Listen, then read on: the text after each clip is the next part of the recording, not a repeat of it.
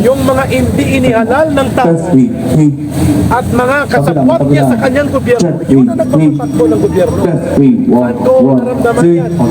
3 beses akong sumakay ng taxi ngayon. Papunta rito, Grab. Ganon ang sentimento ng mga tao na bundol sila.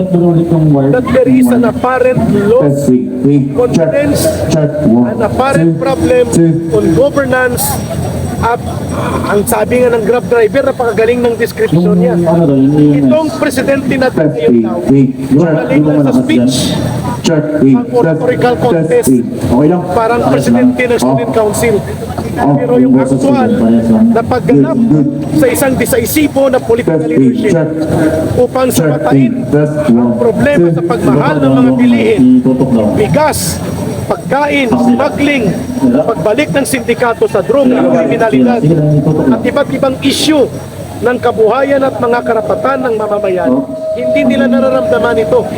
At pangalawa, ikot ng ikot sa saang bahagi ng mundo, nandito ang problema, nandito ang krisis, nandito ang usapin. Mantakin mo ang problema: bigas, pagkain, trabaho, kuryente, mga gasolina, grabe ang pagtaas, pagpanunumbalik ng kawalan ng fear factor sa mga kriminal. Hindi mo nararamdaman na may ganun siyang concern sa mamamayan. Puro speech na napakaganda, napakagaling na mga puladas, pero yung naman wala. Ito ang dahilan kung bakit nagtitipon ang mamamayang Pilipino sa liwasang Bonifacio. Ang nangyaring panggigipit kay pastor, ang nangyaring pagwasak sa kanyang pagkatao, ang pagsira sa kredibilidad niya, ang pagsira sa SMNI na siyang nanindigan sa kanya, pagpapakita ito ng isang elitista na politika na kapag nagamit ka na at napakita, pwede ka nang isakwera at ibasura. Iyan ang nababahala ang mamamayan. Sapagkat wala silang naririnig na totoong pagnindig sa gobyernong ito. Halimbawa, ngayon, may mga problema tayo na mahigit 50,000 pamilya. 50,000 ang mawawalan ng kanilang tirahan at kabuhayan sa Batangas sapagkat ibabalik ang 1,200 hectares ng lupain sa mga asindero na pamilya Rojas. 4 na barangay ito. Yan ang paborito ng CPP, NPA, NDF na mangyari. Ito ay mga katotohanan. Bakit wala siyang boses dito? Mga 50,000 na mga manggagawa at mga magsasaka mawawala ng lupain at kabuhayan sa Batangas. Nagsarado ang isang malaking planta at mill ng sugar. More than 11,000 workers ang mawawala ng trabaho. These things, saan ka tatakbo, saan ka hihingi ng tulong kung ang inuuna charter change, people's initiative, away sa politika, maniobra ng intrigahan, yung nagsisiwalang ng katotohanan laban sa kaaway ng gobyerno, yun ang iniipit. Kaya walang lumalaban ngayon sa CPP, NPA, NDF na media, kasi baka pag-initan ka ni Martin Romualdez, pag-initan ka at tanggalan ka rin ng franchise. Kita nyo nangyari sa SMNI, halos hindi kami makapag-broadcast. Every time umabot sa 10,000, 20,000 ang followers mo sa Facebook, sa YouTube, tanggal. Pinipili nila. These are indication that there is a grave and serious problem in governance. Ako personally naniniwala ko there is an apparent indicator of pattern of failure of leadership. At hindi na siya ang nagpapatakbo ng gobyernong ito. That is the reason na ang taong bayan ay nananawagan sa kanya. There is still time for him to redeem and reform ng kanyang uri ng pamamahala. Nagkataon lang na ang mga matitingkad na issue ay yung panggigipit kay Pastor Kibuloy. But more than that, nagkakaroon ng seryosong pwedeng sumambulat na isyu ng kabuhayan at kabutihan ng mamamayan na hindi mo mararamdaman sa isang panunumbalik ng elitista na uri ng pamamahala. Na yan ang pilit na winala at pinangibabawan ni Rodrigo Duterte. We are not saying na ibalik si Rodrigo Duterte.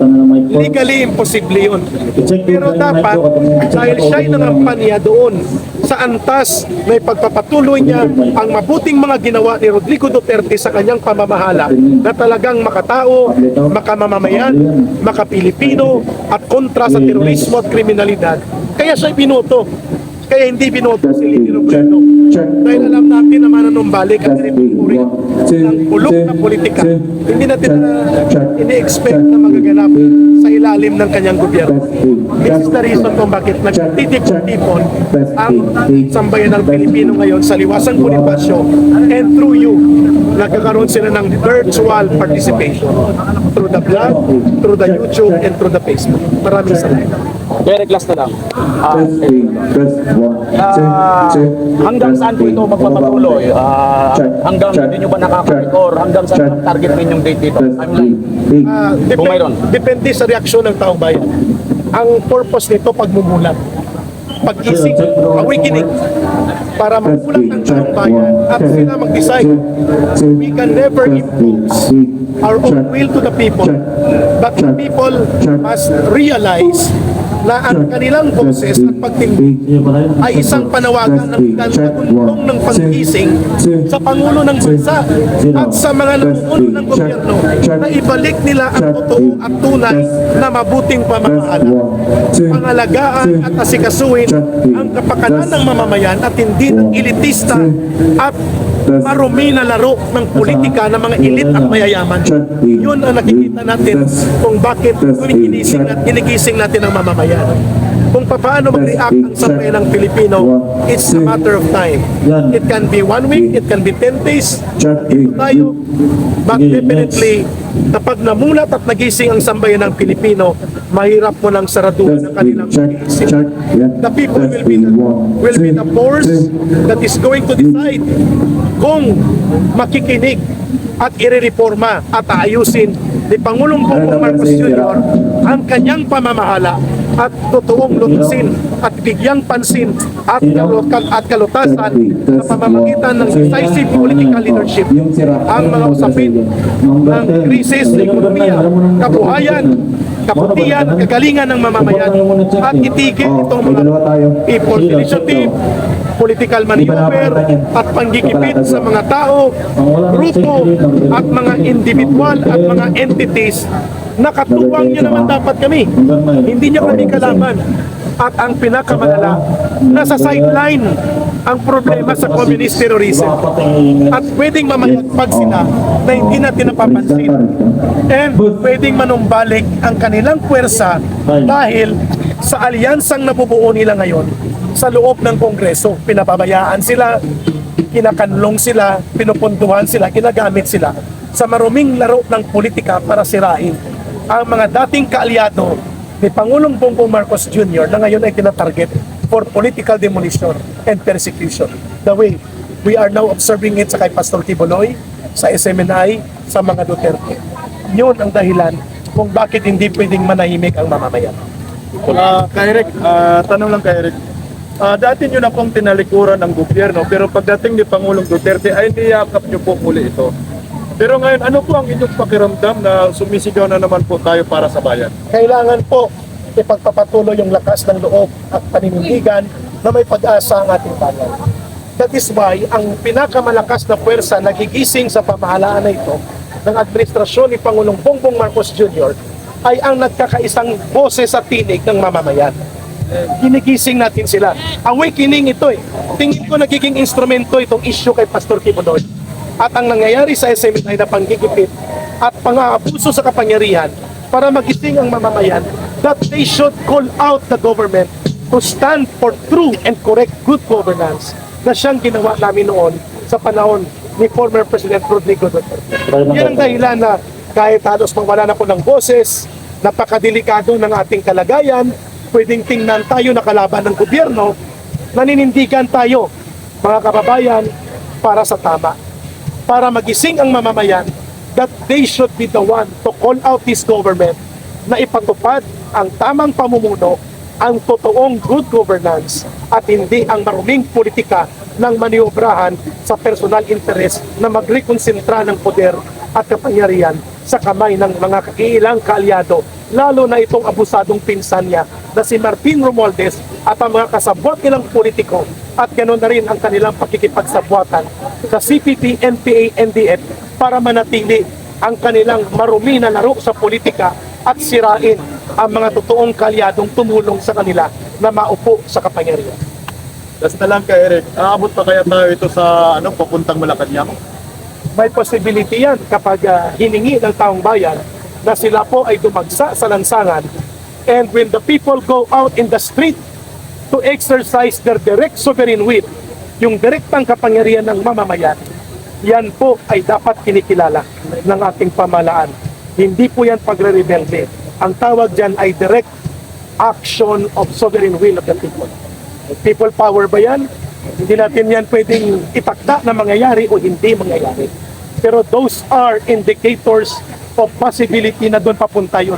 Kapag manatili ang elitista and sensitive at walang pakialam sa damdamin ng ordinaryong mamamayan na uri ng pamamahala na nararamdaman natin. At pinutol niya ang cycle of continuity ng good governance at nawawala yung decisive leadership at hindi nararamdaman yung gobyerno bilang sandigan ng mamamayan. Yun ang pwedeng mag-trigger ng mas malawak na discontento na yun. Ano po ang ating panawagan sa sambayan ng Pilipino tungkol po sa pinaglalaban po natin? Magmatyag, maging mulat, maging bukas, at maniwala tayo na ang ginagawa nating pagmumulat na ito at pagkakaisang tinig at paninindigan ay ang layunin nito para maging matatag ang ating pamahalaan, umayos ang namumuno nito, may tigil ang mga abuso sa poder at kapangyarihan, at maging maunlad at mapayapa ang Republika ng Pilipinas para mawala yung mga bulok at ganit sa politikong gumagamit ng kapangyarihan para abusuin ito sa kanilang personal na kapakinabangan. The people must intervene. Ayan, maraming salamat po kay Eric. Maraming salamat kay Eric. Salamat po kay Eric. Buhay po kay Eric. Ako nga, nag-init oh. Meron po kasi na-interview na pangalan ninyo sa taga na meron mga binayang mga nagtumalo sa prayer rally, pero na-interview po sila ng itinulay at pinasabi nila na pupusan lang daw sila, pinigyan sila ng ₱1,000. Ano po tumito? Correct yun. In fairness to Mr. Barsaga, nakilala ko rin siya nung panahon ni Pangulong Duterte. Siguro kabuhayan niya talaga itong style na to. Pero when you are lying, kapag nagsisinungaling ka, there will always be